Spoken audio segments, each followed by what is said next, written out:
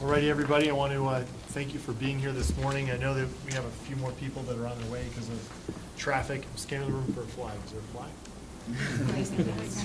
Behind me, okay, how appropriate. So let's stand quickly for the Pledge of Allegiance. Allegiance to the flag of the United States of America and to the republic for which it stands, one nation, under God, indivisible, with liberty and justice for all. First, I want to thank your superintendent for hosting this event today and having me and all of us here. I'll be brief, and I want to thank, I know you're all busy and you have families to tend to and be with, and families and friends come first. To our students, I really want to thank you for taking the time for being here, because your voice is certainly the most important to be heard today. And I'm here to listen in any way that I can help. I'm here to help this community, and that's why we set this up. Certainly there's real concern throughout my district for obvious reasons, because of national events. But I think there were concerns even before that. You know, I was just at a small town hall type forum, and we heard about everything from unfunded mandate relief to immigration.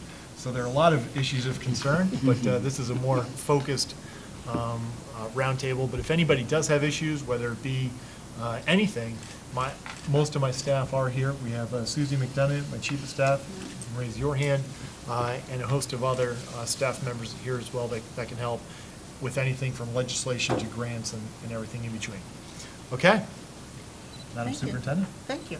Well, as Superintendent of Schools, I'd like to formally welcome you and thank you for coming to spend some time with us this morning here at the Westlake campus of the Mount Pleasant Central School District as we discuss a very important issue.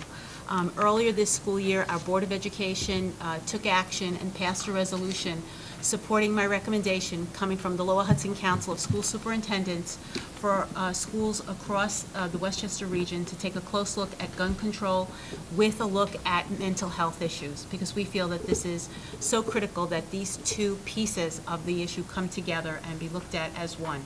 So we really wanted to take a stand as a Board of Education, as a school district. We appreciate you being here with us to discuss this morning as we continue to work forward to hopefully some resolution and to see how we can best prepare our students and take care of our students in a very different world today.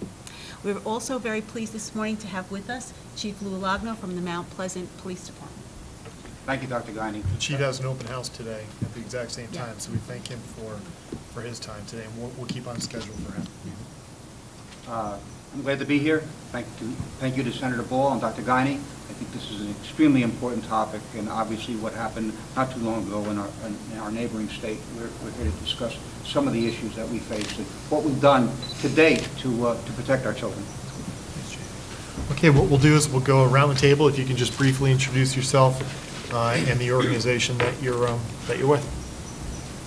My name is Ashley Brody. I'm with an organization called Search for Change. We're a private nonprofit organization that provides housing and job support services for adults with mental health conditions and psychiatric disabilities.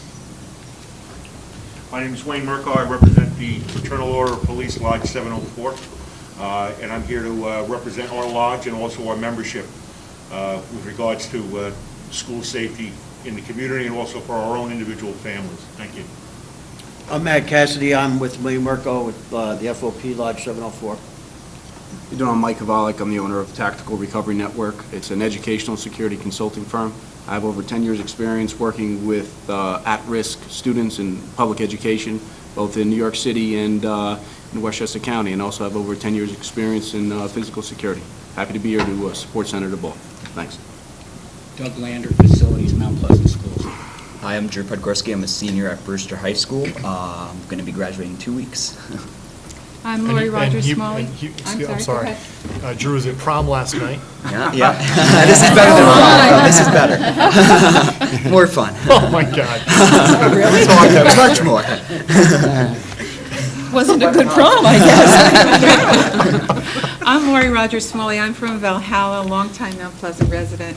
As you can see from the name tag, I am a candidate for town board, but that's not why I'm here. I'm actually here because as a parent, although my kids went to Valhalla schools, we're very closely associated with Westlake.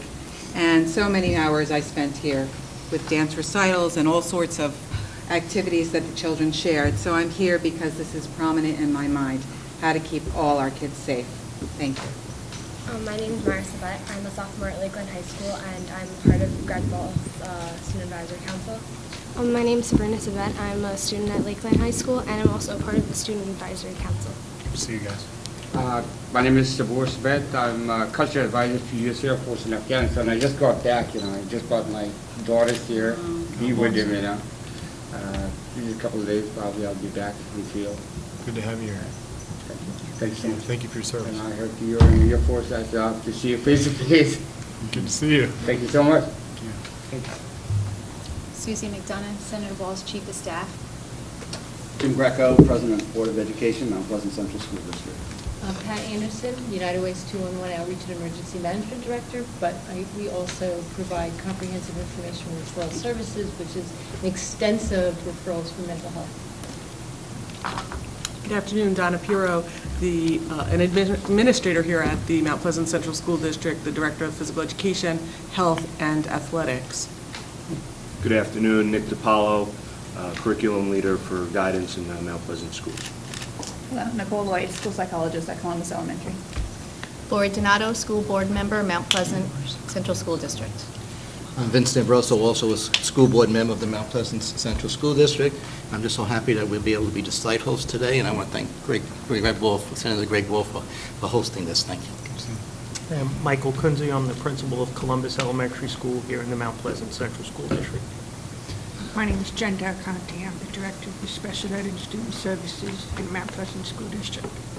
I'm Mary Ellis. I'm Director of Curriculum and Instructional Services here in the Mount Pleasant Central School District. Bob Hendrickson, Principal, Westlake Middle School here in the district. Very good. What we can do is just have an open discussion, and if there are any questions, maybe we start with an overview of what has happened on the security side and what's still needed here in the district. Well, the Mount Pleasant Central School District abides by all federal and state regulations in terms of school safety. We do participate in Project Safe, which came into effect after the tragic events which occurred at Columbine and then after 9/11 here in the New York area. We have safety monitors in our buildings, and we keep a close eye on all of our children throughout the day as per the regulations. Over the past year, however, we've increased our safety and security in the district. We utilized some Excel grant monies that we obtained from the State Education Department to install a safety and security system in our schools. So we have installed additional cameras, new locks on all of our doors. We've replaced a number of our doors. We have ID badges with swipe accessibility in terms of opening certain doors in our district. So we have increased that. We've also hired a security aide in our district who's working on the Westlake campus to help with flow of traffic in and out and to keep an eye on students as they enter and leave the campus in our schools. And we've continued to up kind of the ante for ourselves, watching what goes on, keeping an ever more close eye on our students in the classrooms, in our hallways, all over our campuses. We know very well that there's no safety measure that is 100% foolproof, and that most of it relies on us and our watchfulness. So we've raised the level of awareness in all of our buildings. Our principals have spoken to the teachers. Our teachers, again, keeping an eye in the classrooms. We talk to our parents, and we're just watchful. That's where we are. Are there any comments on what's going on currently that anybody would like to add specific to some of the schools or staff or? Can I just give a little background? Sure. As Dr. Guiney mentioned, Project SAVE was really the driving force behind today's security measures. And even before Project SAVE, which was enacted in 2001, I think we always took school safety and security seriously. But Project SAVE forced the education community as well as the emergency service responders that would ultimately have to respond to any type of incident to sit down together and plan. And from my perspective as a member of Mount Pleasant Police Department, we started seriously in 2001 meeting with all of our schools In fact, started here in Mount Pleasant first, Valhalla, Mechanical Hills. We have a large town, by the way. We deal with 3 separate school districts, and at one time, 2 parochial schools. We're down to 1, and next year will be none. We meet regularly with our school districts. We have annual, in fact, we're probably going to up the number, but we meet at least once a year doing what we call Project Save Review. We invite representatives from all of our schools to be present. We review what has been done, and we train regularly. Sergeant Merkel identified himself as representing the FOP. He's also our senior firearms instructor. He's a member of the Mount Pleasant Police Department, and we train regularly. We've trained in this building. We've brought tactical teams into this building to train. We've trained in Valhalla schools. We've trained at Pace University, and many corporate settings. We believe we are prepared to respond. Hopefully we will never have to respond. After the events in Newtown, our 2 youth officers, and by the way, they would be here today, and that's Detective Valentino and Detective Greenberg, but we have an open house and they're very busy at our headquarters. They're in the schools on a regular basis, and anyone that works in the schools knows that you see Marty or Lauren all the time. They are not full-time resource officers, but they're in the schools, and every one of our schools as much as possible. After the events in Newtown, they made it their business to be in full uniform and make sure they parked a marked police car in front of the school. Just send a message to everyone that we are protecting our children. And we're very proactive. We try to be as visible as possible in our schools, but I must admit, manpower is an issue. My department is the smallest it's been in many, many years, and as a result of the economy. Hopefully we'll get back to full staff and we can devote more resources to our schools. On the youth officer, where does that funding come from? What's the legacy of that? We have 2 full-time youth officers. They're also our DARE instructors, which, by the way, is actually a great benefit. They're in our schools teaching the DARE program. It's 5th and 6th graders. And both of these youth officers are exceptional people. In fact, both of them were educators before they were cops. They meet these 5th and 6th graders through the DARE program, and Marty and Lauren are in the schools on a regular basis. So they basically know every child from 5th or 6th grade on to 12th grade. So when it comes to making contact with a kid that's having problems, they're a great resource. They're funded through their regular funding. There's no special funding for them.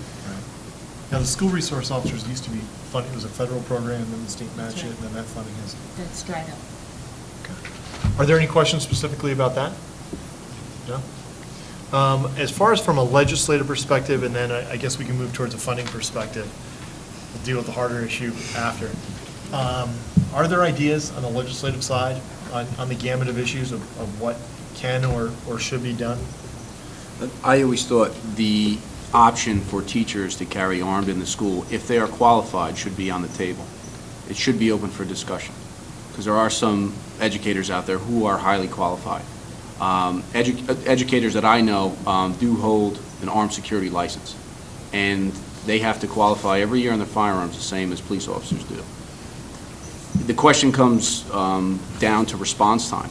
How much time does an officer have to respond to an active shooter, and how much time does a teacher who is unarmed have to respond? And we saw what happened in Sandy Hook. They were shot right on site as they were trying to help.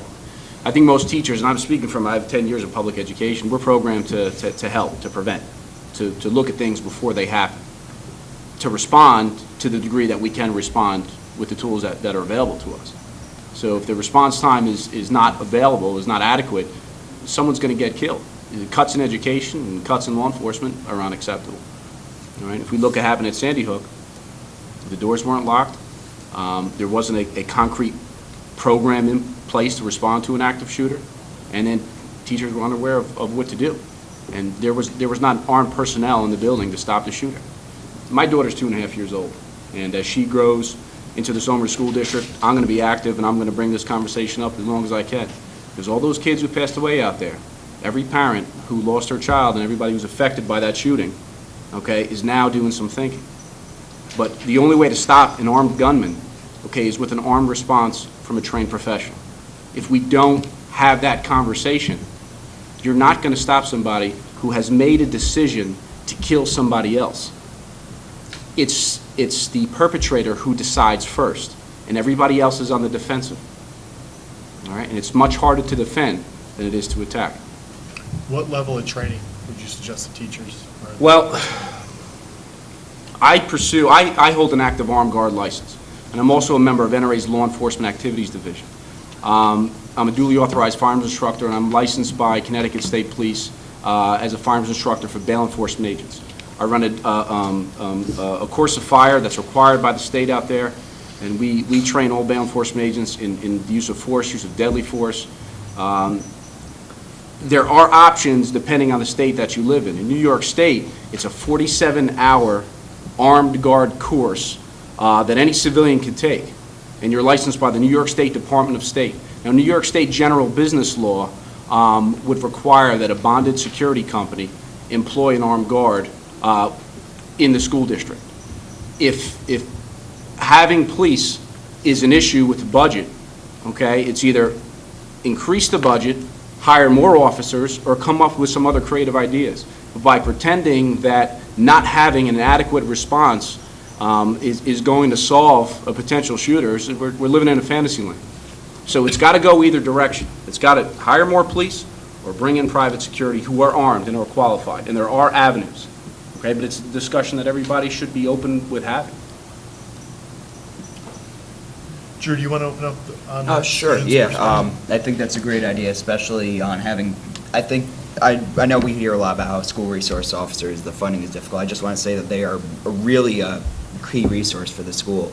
Last night, like we said, we had a prom, and he was there, and he had a gun on him and handcuffs and everything, but I think it's different. Like people, the original concern with school resource officers was that it makes school feel like a prison. But I think it's different because when you have a full-time school resource officer on staff who is in the school for every single year you've been there, you sort of have a different bond with the person, and it's less of a fear sort of thing. And he has a different repertoire with the rapport with the students, and it's not just for protection. You could talk when we talk about like drugs and alcohol and stuff. It's different coming from somebody who you know and who you really respect and who you've seen for 4 years. When it comes to prom, when it comes to anything, they serve several purposes. But I think that's a great point that if that's not an option in terms of funding, I think that the armed teachers is a wonder, because why not use the resources that you have and improve the resources that you have if you can't afford to have the school resource officers? You know, I had shared a story with Senator Ball on the way in, and I was assigned as a regional suspension instructor in District 11 in Bronx, and the PS 83 was the middle school in Morris Park that was hosting the regional suspension for a network of 5 middle schools.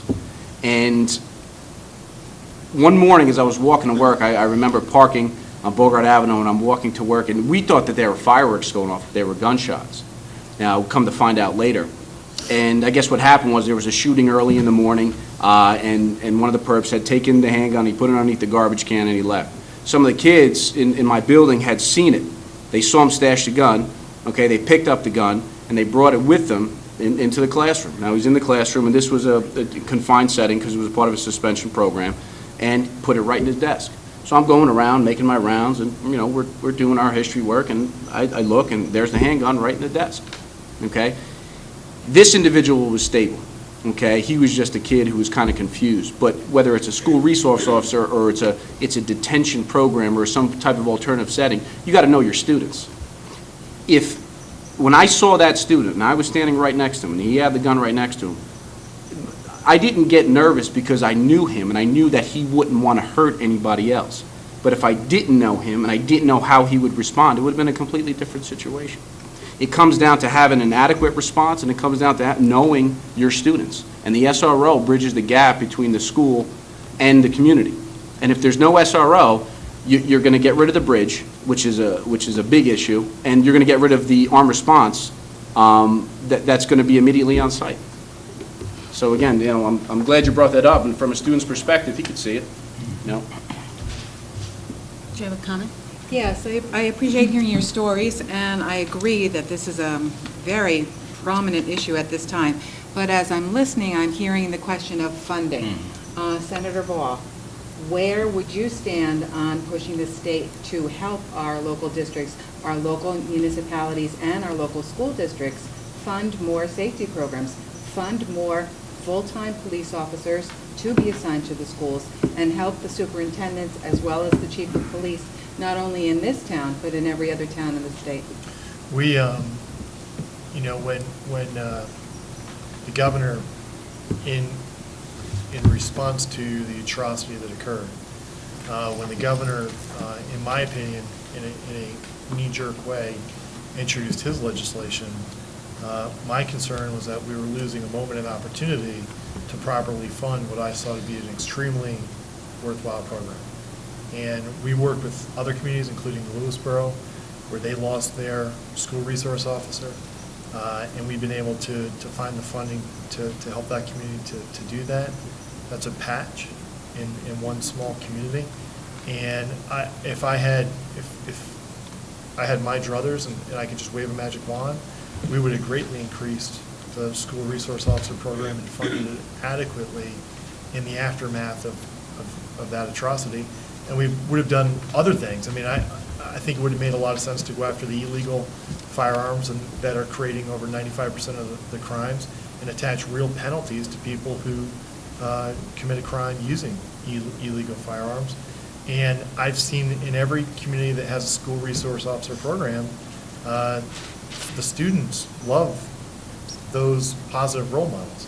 And we need positive role models in the school more than ever, not just from a safety perspective. And when it comes to drugs or alcohol use or parties, they, in a very non-threatening way, are able to communicate, and they have staved off. The school resource officer, we don't know the number of deaths that they have prevented proactively and just very nonchalantly and very professionally. So I'll continue to renew my efforts, with the governor on the school resource officer program. There were a contingent of us on my side in the Senate, and there were others. It was a bipartisan effort to make sure that there was expanded funding for the school resource officer program. And we know that we live in tough budgetary times. We know that it's limited, but somehow New York State finds a way to spend a lot of money, and we have to prioritize. So. I just want to jump in because I think it's really true, talking about the priorities for school safety. One of the things that we discussed when we met with the local police department was that, having an officer assigned, let's say at the front door of the school, that person would be the very first person that a potential shooter would meet. And what would that person have to be armed with in order to defend himself as well as our students from someone who came in? Similar to something that happened at Sandy Hook. And talking about arming our teachers, what kinds of weapons would they have to be armed with in order to protect themselves and their students from someone who came in the way the person came in at Sandy Hook? The person who came in at Sandy Hook came in with an assault weapon, and the events that occurred there happened in less than 10 minutes.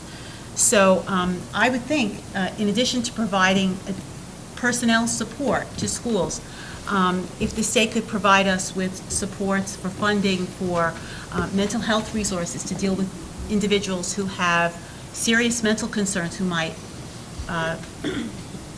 actively come in looking to do harm in a school, but also in terms of retrofitting our facilities, which are in desperate need of additional cameras. It was very expensive for us to put electronic locks on all of our doors, and we certainly weren't able to address all of the doors in our building. So if we can get funding to retrofit our facilities, but also, and again, the mental health issue, that would be very, very helpful to us. Can we talk a little bit about that mental health? Is there anybody who would like to? Sure, you Yeah, I just wanted to also say that on, I know you mentioned the cameras, but the school resource officers, they're also an investment not just while the person's in the school, but after the school. I know that there's a lot of kids, especially in my school, who are interested in law enforcement, but even if you're not interested in law enforcement, they can guide somebody along the way, regardless of what career field they're interested in. I know they brought a lot of people into the youth cadet program for the county, and even if you're not directly interested in law enforcement, that sort of program can help people regardless. And I think the problem, if you're going to set up a desk at the front of the school and say this is where the person's going to be, I would call that irresponsible. The person is not just going to stand there all day. They're going to be mobile. They're going to be moving around and everything. So they're not somebody who's just going to sit there at the desk, and they're going to be walking around the school, and they're going to be. You can't have somebody in the same place the whole day, because the whole idea of security is they can't know where the person is. They don't want to, it has to be, you have to catch them off guard. So I think you would need to have more than one. Not necessarily. I strongly disagree. I know, Senator, just something, when Drew was at our last round table, the one thing that I found alarming to say, but is on the students' aspect. Drew was saying that when you're walking around the door, if they see somebody outside the door and the person's knocking, the students open up the door. Mm-hmm. So they're not necessarily going through the front door. So I think that needs to be looked at, coming from a student, some type of education or something needs to be where they don't open the doors. Because, it's cool, we raise our kids to be respectful. You see somebody there knocking on the door, they may have stuff, on their hands, you're going to go open it and help them. They may have a gun underneath them, and they didn't try to do any harm. So I thought that point was it needs to be brought out. To go one step further, I was recently attended a couple of sessions at school districts in Putnam, and you have buttons to press in order to get into the buildings. So I pressed the button, and I was let in. Nobody asked who I was. I mean, they just let me in, not knowing who I was. So even though they have the security measures, they still, ring the bell and let you in. Right, and cameras are just as ineffective, because it's great, all right, so you see somebody coming in, but what happens if you see like a threat? There's nobody, if you just have cameras, there's nobody there to respond. So it does absolutely nothing.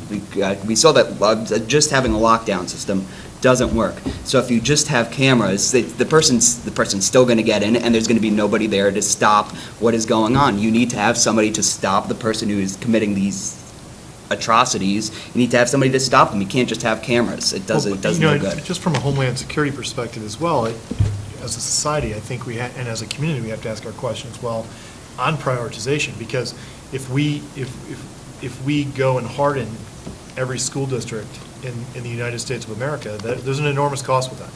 It's an enormous cost. And it's a sad testament to our society today that we're even talking about it, okay? That we even have to talk about this is heart-wrenching and disgusting. But if we're going to harden every school district in America, what happens when somebody walks into a shopping mall? So I think some of this has to be common sense and finding ways to have force multipliers. That's why I think that school resource officer program, back to the point, is critical, because that school resource officer isn't just there to prevent atrocity. They're held there in so many other positive ways. So, with the school psychologist, and the guidance counselor, they want to talk a little? Sure. I guess I'll start a little bit on the mental health side of the issue. First off, let me just say that how important it is that our school is fortunate enough to have the support of the board and the superintendent in having a robust program, both in guidance, school psychology, even having a social worker on staff. Our ratios per student are adequate, and it allows us an in-depth knowledge of each student. We've become, we have intimate knowledge about students, their families, their backgrounds, and it's very helpful in this whole approach to, trying to prevent any issues within the school. Where I would say there is a little bit of a void is probably where the school can place demands on the student and the family in getting that help. We can offer help from 8 a.m. to 3 p.m. When that student goes home to their family, and maybe it's not the student's issues, maybe it's the family issues, that's where we sort of fall short of being able to have a grasp on things. I just wanted to also. And not to cut you off, and I think that is, if we look at what is expected from a school district today compared to just a generation ago, so much is expected, and you've become the fallback for a lot of breakdown in society, and from a political perspective, I think it's important. I remember a former president who was from my party who said he didn't want to be federal superintendent of schools. And I wish that every school was a shining city upon a hill. I mean, if we look, this is a gorgeous school with a lot of, really highly trained and talented people.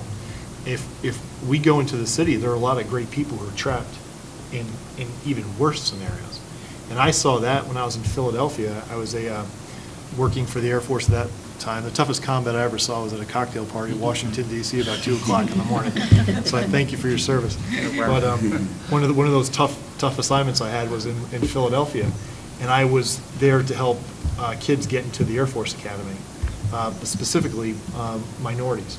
And when I went, I would be on the main line, which is a very wealthy area in Philadelphia, and the schools would be gorgeous. And you could eat off the floors. And you'd go 15 minutes off of Germantown Avenue in Philadelphia and see the things that you're talking about, and see the cockroaches and the broken walls and the paint peeling. And that's a breakdown of our society overall. I think we have to have every child should know when they walk into that school that they're going to be taken care of, and that they're safe, and that they're surrounded by opportunity and love. And the sooner that we fix that problem in this country, I think a lot of these issues will be fixed. And both of you really are on the front line, right? I mean, you guys see the problems firsthand, because probably some of the kids, I know I spent a lot of time in the guidance office. I wasn't the best kid. Okay, I mean, I spent a lot of time in the principal's office and the guidance office. And when I was in the guidance office, it was because I didn't want to go to the principal's office, right? So you guys probably see a lot of it firsthand. I just wanted to echo the concern about the need for more funding and resources for mental health support within the school. Although, we do have a nice set of resources here in Mount Pleasant, we could always use more, especially at the elementary level. I mean, mental health concerns do start young. And, although I'm supportive of the school resource officer program, the idea of arming teachers is a concern for me, just because of, I wonder about the risk that it puts or the risk that arises because of it, in terms of students having access. You know what I mean? Is there another safety concern that we have to really think about, especially with our younger students who still need guidance with making choices, and who still are curious about, guns and things like that. What risk does it put, students at and teachers at? It's the ones who decide to shoot, you won't hear from them. They're quiet. They normally are non-social. They may have probably antisocial personality disorder, okay? You're not going to know who they are until they decide to do what they want to do. I think it was and I hate to say his name, Adam Lanza, when he used to give PowerPoint presentations to his technology club, he didn't speak. He would just press the button and let the slide go from slide to slide to slide. All the teachers were called in afterwards, what's your input on this kid? Furthest thing from our mind.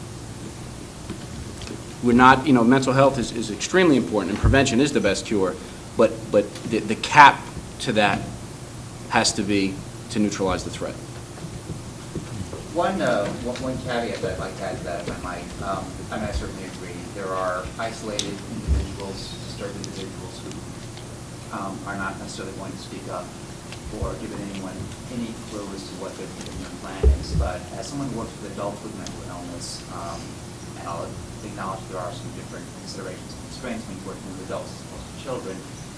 In my facilities, and I'm working with a population of people with some more severe psychiatric conditions, all of whom are in treatment or receiving support for it, thankfully.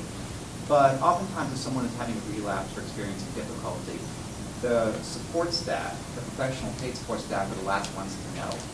It's oftentimes peers, others who are living alongside them, who are aware that someone is really beginning to struggle.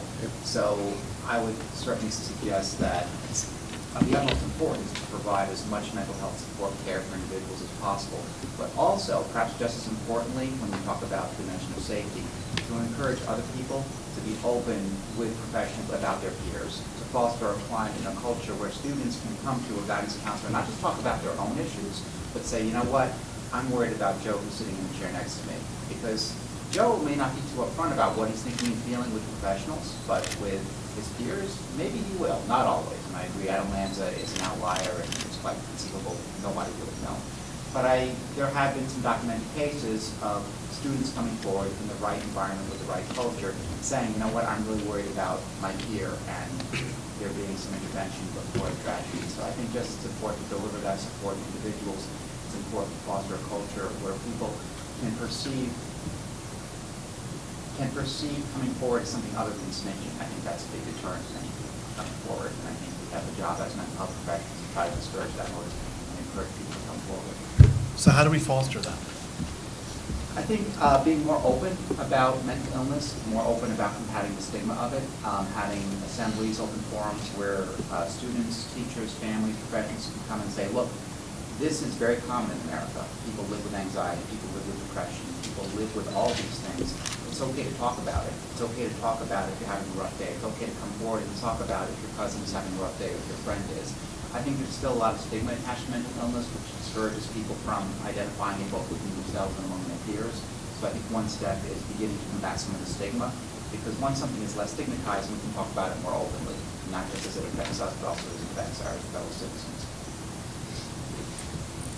And, back to the instance with plans, and maybe others in the school wouldn't have known, but I always, I question in all this, we don't know what's fact and what's fiction, but, the mother evidently told people that she wouldn't even turn her own back, not told the babysitter, don't turn your own back, fear for your life. Yeah, she took him to a firing range and taught him how to shoot. Now, that makes no sense to me whatsoever. And maybe a different set of personal decisions would have led to a different set of, of events. So that flow of logic, I don't understand, but we're dealing with it now as a society, which is unfortunate. But I would, from the perspective where either your office or your office can serve as safety nets, what funding mechanisms would allow you to expand the services that you have now? Best case scenario, or are there interactions, are there protocols that need to change? I think that, along with what that gentleman was saying, in terms of kids feeling comfortable enough to speak up when they do know stuff, because they certainly know a lot more than anyone in the building knows. Whether it's through social media or whatever contact they have, they certainly know the most. And I will say that I think as a society we've come a long way. I remember being in high school and almost the entire student body knew this kid had a gun in his locker. It wasn't until the faculty found out until about 3 o'clock that afternoon. So the comfort level was not there to talk about those things. Whereas nowadays, we're constantly getting, kids who feel comfortable. Are we getting everyone? Certainly not. But I think in terms of what you're asking in terms of funding, and I think making sure that these people in the building, the counselors, psychologists, are free to be accessed. I know that, personally, for the high school counselors, we have a job that's twofold. We're dealing with schedules and college stuff. We're dealing with, career interests, and we're also dealing with the counseling and mental health side of things. And we love it. I'm not putting that down, but certainly, sometimes I do think, when I'm dealing with one thing, I'm turning my back on another thing. So that access is important, that kids feel they have that access at all times. I would hate for a kid to show up at my door with something important and I was busy, doing something that clearly was not as important. So, sure, it always comes down to,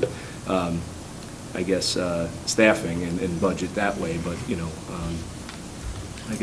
having that access, I certainly think that the state does not recognize the importance of counselors. There is no mandate for guidance counselors in New York State. There is certainly a bigger need, especially at the elementary level, for those. And unfortunately, even in big districts like Yonkers, Mount Vernon, they're the first to go when budget cuts come. So, addressing that need maybe a little bit earlier would be one thing I would throw out there.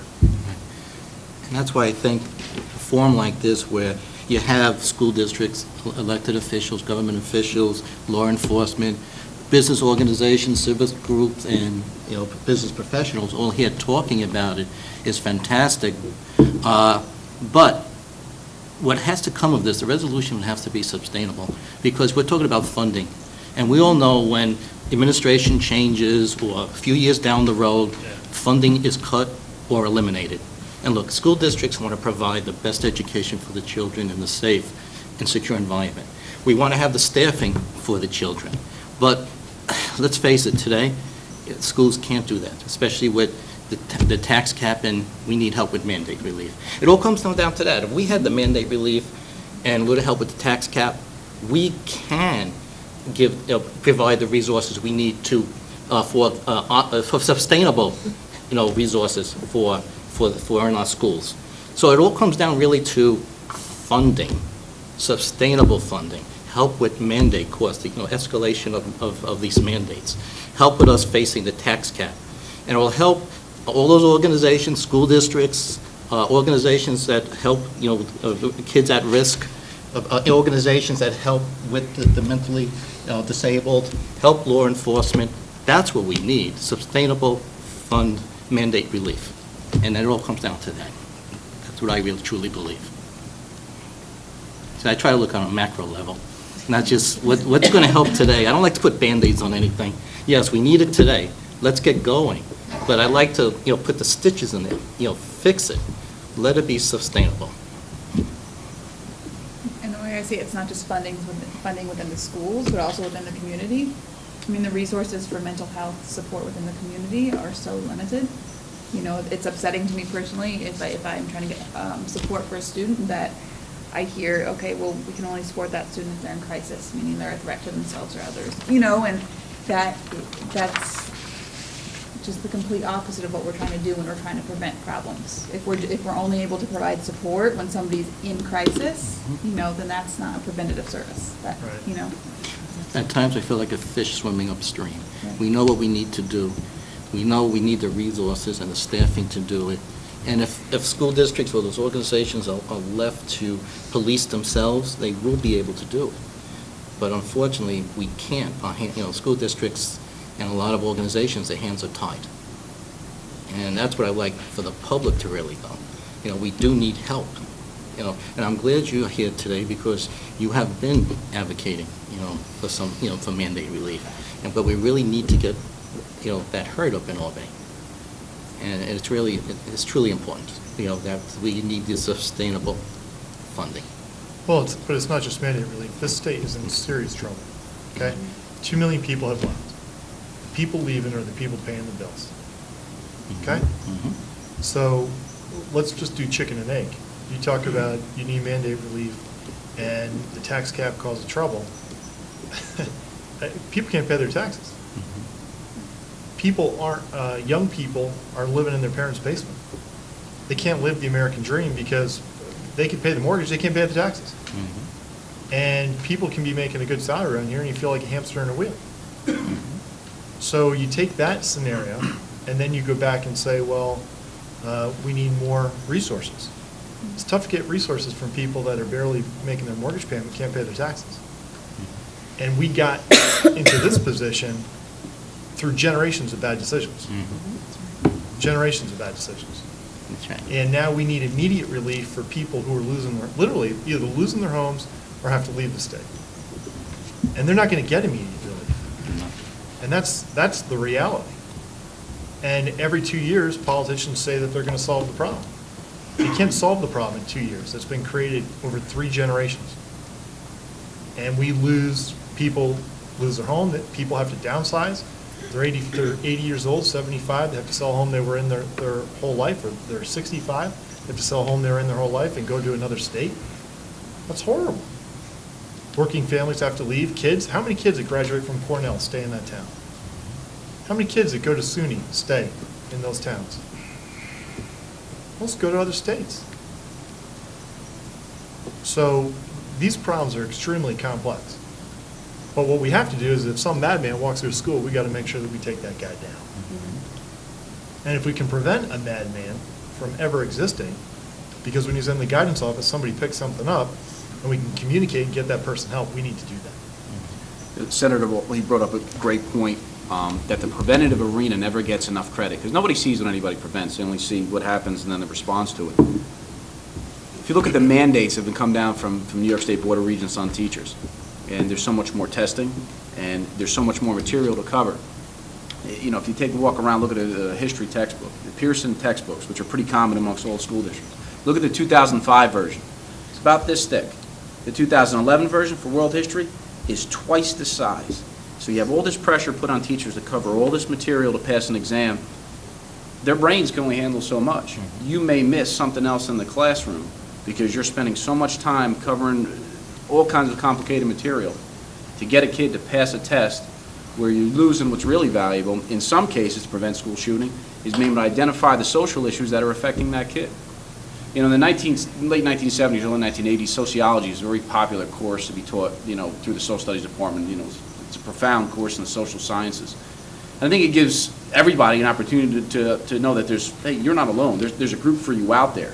And within every group, there's a means and value system where, you know, you're not going to feel alone and you're going to feel like you're a part of something.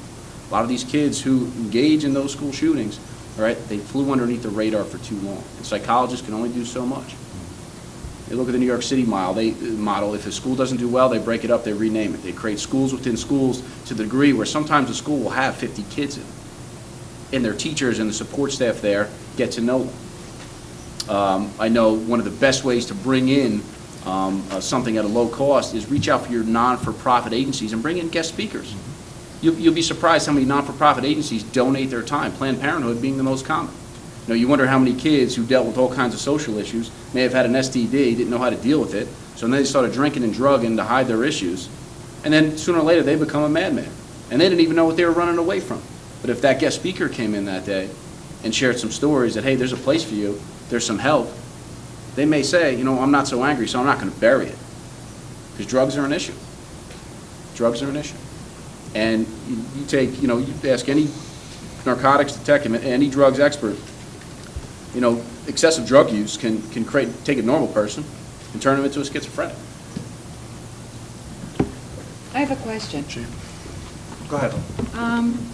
I know we're talking about the mental health issues, we've spoken about funding and arms and officers in schools, but I don't know the answer to this. The K through 6 or the K through 8 grade levels. There's so much in the media about Newtown and how those victims were unarmed, unaware, because they were so young. I don't know the answer, but what is the feeling in this group? How do you educate those children? Do we train them how to escape? Is this something that, it's a frightening concept, but I don't know the answer. Well, that's the topic I was going to touch on, and based on Ms. McDonough's comments about seeing students open doors for people outside, and I think that would happen regularly. The other gentleman's comment about don't snitch. We're discussing this as adults, and how can adults respond to this problem. I don't think we've engaged the kids, and maybe that's what we need to do. Engage the kids, teach them how to respond, how to protect themselves, how to report a suspicious incident. You know, see something, say something. I think we have to bring it down to maybe the kindergarten level. Yeah. And I don't think we're doing it right now. Do students have some input on that? Yeah, I think we should create, like, within the schools, like, a type of council where, because, like, I've heard that some schools actually have a place where the principal meets with, like, students from each grade, and they kind of plan out how, like, in an emergency, what would you do? I know our school doesn't do that, and I know I feel kind of unsafe not knowing what would happen in the next year, 2 years, and I've been in, like, situations where I've seen students from other schools come into the school and just hang out. How do you know if a gunman, someone who's armed, can walk in and you don't know when or where, what's going to happen, or if your sibling's hurt or whatnot? And I think we need to focus within the schools because students are out of the loop. And I know the teachers know, but we're in that situation where we're like, wait, when are we going to see anyone else? Are we going to be in that situation where we're going to end up dead or not? And I know it's kind of scary to speak about that, but it's better to know than be out of the loop. Yeah, I agree with her. Like, if we had... Do you want to take the microphone? All right. It's kind of heavy. It's like going to the gym. So, like, if we create, like, programs like Sabrina said in our schools, like, I know it does go around other schools, but, like, in our schools, we don't really have that. If we have more awareness going around in the schools, maybe we can prevent it. So, like, that's pretty much it. I want to add to what she said.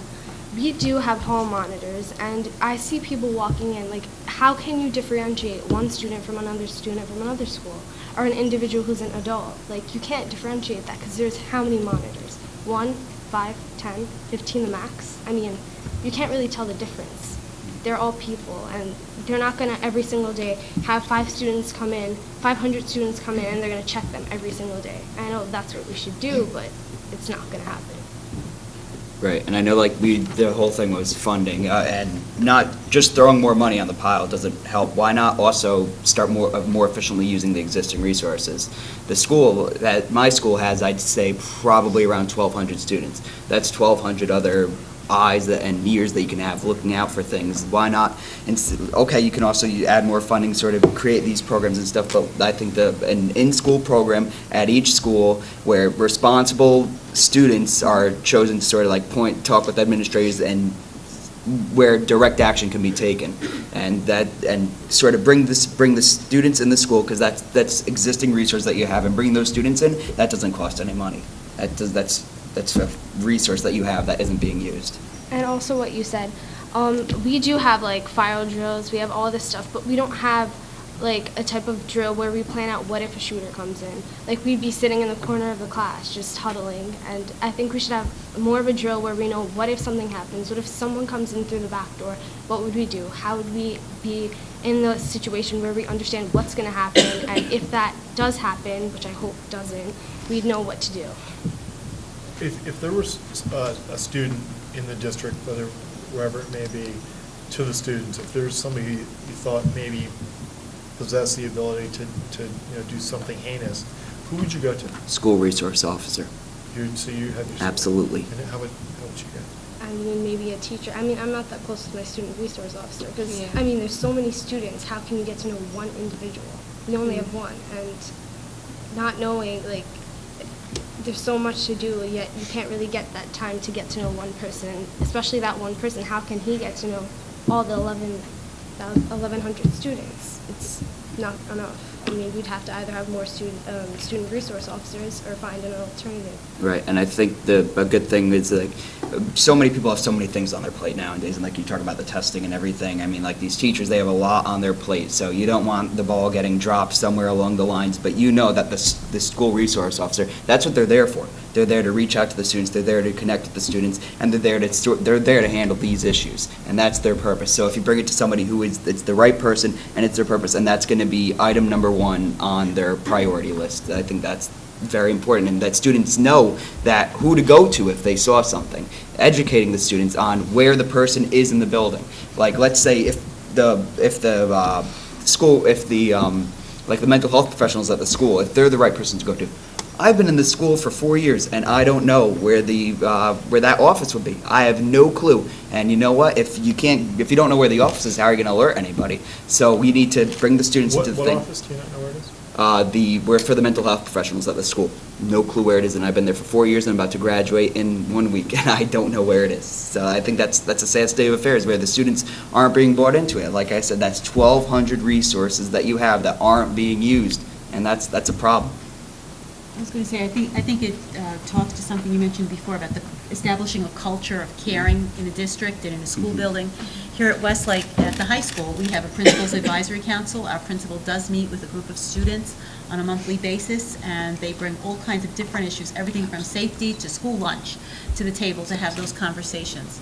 In addition to that, we pride ourselves on the fact that our guidance counselors, our social worker, our psychologists have a very close relationship with the students. And we've been working very hard at the middle school and the high school through our secondary school redesign program to create a more personalized experience for our students, because that culture where people feel comfortable and safe, where they'll look out for one another, and it's so that it's not, I'm snitching on someone, but I have a friend who's having a hard time, who's in trouble, and that person needs help, and I need to reach out as a peer, as a friend, and help them and take care of them. I think it's really important to establish that culture in a school building. Definitely. Just the question, does this district employ school resource officers who are armed inside the school district? No, we do not, but we do have a very close relationship with the police department.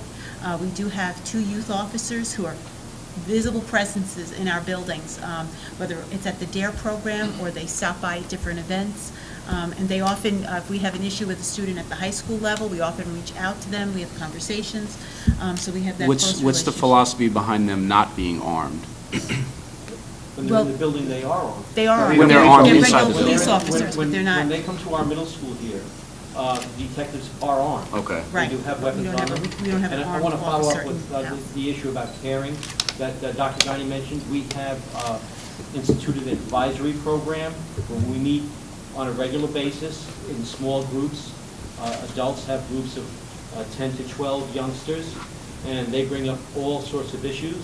And as a result of that program being in place, these past few years, we've seen an increased amount of youngsters who do report to our mental health people, to our guidance counselors, to our administration, to a teacher, an adult they trust, about youngsters that they might see even at an event at a skating rink, as well as what's going on in school, what might be happening at a party, what might be going on with social media.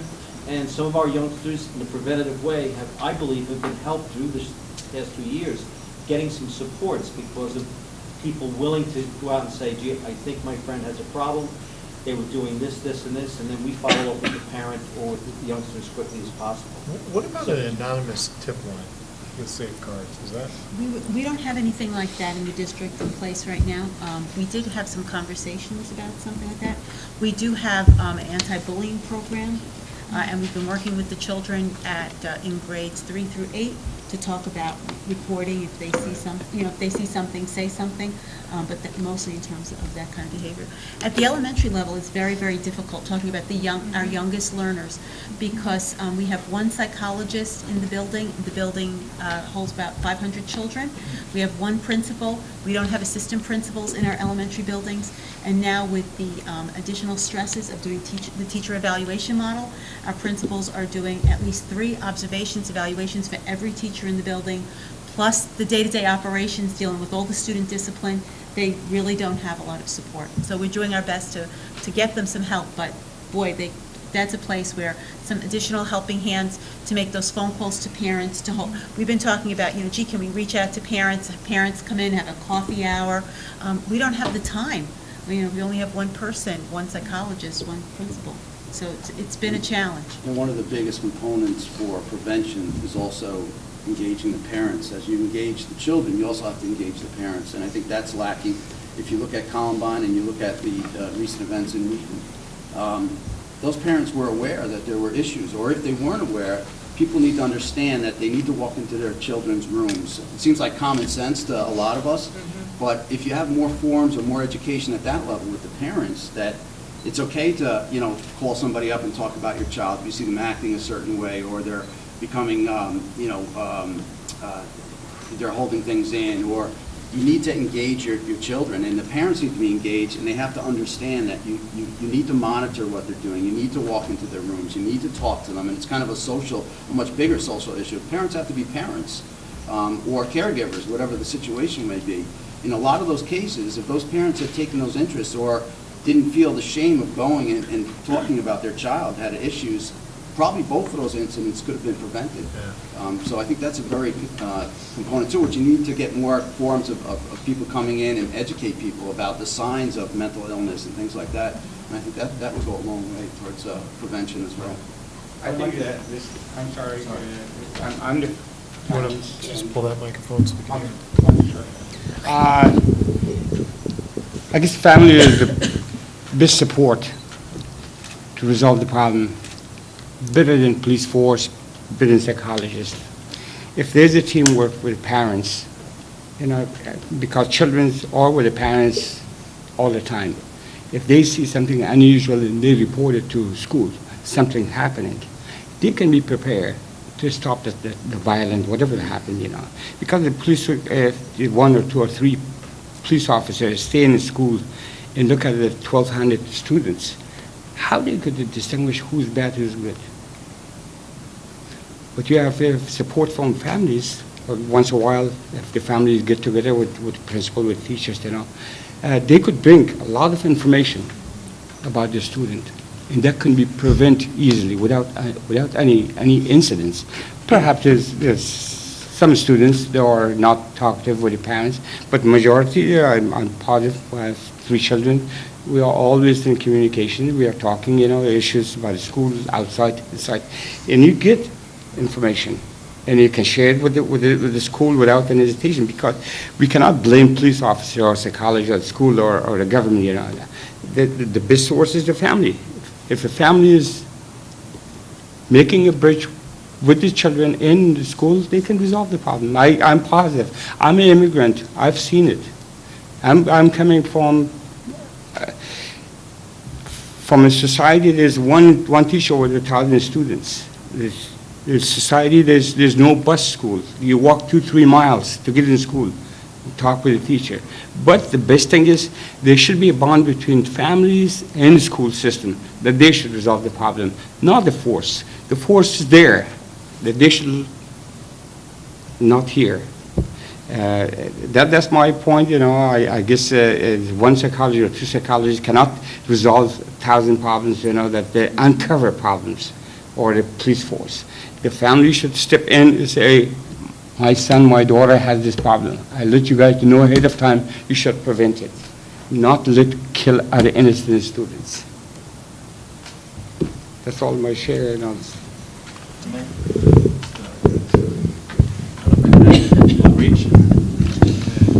I would just like to pick up and add to what Superintendent Guiney and was just mentioned regarding the anti-bullying program. You know, personally as a dad, came into some bullying issues and reached out and those things. But I think we can expand upon it. I want to commend you for starting it, because I agree, parents are not really aware of it. And I think what the school district does with the environmental program, the Earth Day, you know, what we're starting is kind of like a movement. You know, it's a whole change in culture, and the parents definitely have to be involved. The whole community has to be involved. And similarly with mental health, you know, the school district is great. My son has special needs, and my son is included. The whole inclusion program is phenomenal. It's a great school district. And I think we just need to expand upon the awareness of mental health through all the age groups, and similarly through the community, through the parents, and do what you've done successfully with the Earth Day program, and I think would be a good aspect. But going back to response, I think there's some other underlying issues, and it's resources, it's funding.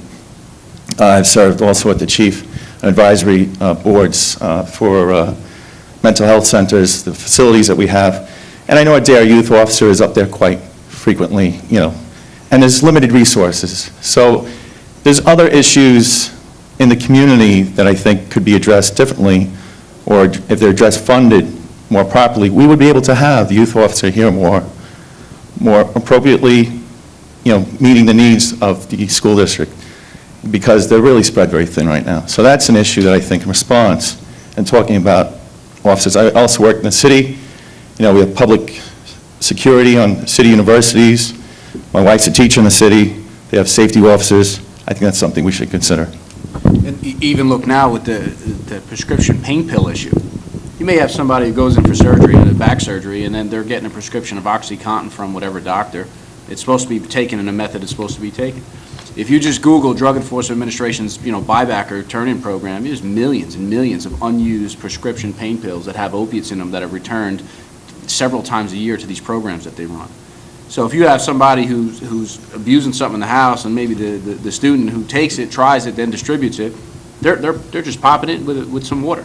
It's a very difficult thing to identify. The only person who's going to be in a position to see that is a social worker or a school resource officer, because everybody else's interaction within the home is limited by law. Okay, well, I want to keep us on time, and I think it's been a phenomenal interaction between the students and the parents and the community and the leadership here. Is there anybody that has a final? And by the way, Green Day, what is it, Green Earth Day? Earth Day. That's an unfunded mandate. One of those bad, nasty, unfunded mandates. Can I tell you something about, no, I'm not even going to tell you, I'm not going to go there. I was going to tell you how Albany, you know what, forget it. This is how Albany, this is very interesting, okay? So on there's a sheet, a voting sheet, and it has a sentence. Of course, you read every bill. Okay. So there's and you can vote on 30, 40, 50, 60, 70 a day. And, they're on the desk, and you make sure that you read or scan. And sometimes you voted on these several times. But there's a sheet on some of the supposedly not as important bills, and it explains the bills. And one of them, it said, establishes Earth Day. Right? So you would assume it establishes Earth Day. So, we vote for it, and I'm like, I better check that, because there's some no votes from people that, typically I join the no votes. Take it up, take a look at it. allows school districts the ability to eliminate Earth Day. Okay, we just eliminated Earth Day, but we got rid of an unfunded mandate, so, it's a good thing. Anyways, wouldn't have told that story a year and a half ago, but I did now. Okay, so, how's everybody doing? Good? Any final thoughts? No? I just want to say thank you to Senator Ball for taking the time out of your very busy schedule to work with us, the Board of Education and the school district, to establish this forum so individuals from our community can get together and have a very, very critical conversation. So I hope we have an opportunity to do this again sometime in the future and to continue working with you to hopefully pass some legislation to continue to reduce those unfunded mandates and to hopefully find some ways where maybe we can release some of the ties on some of the money that's up there to help us reallocate it here to do some more things for safety and to care for our students in a more personal way. And I will follow up, and I thank you, and I thank everybody for taking the time. Also, hopefully we can run to the open house now that's on until 2 o'clock.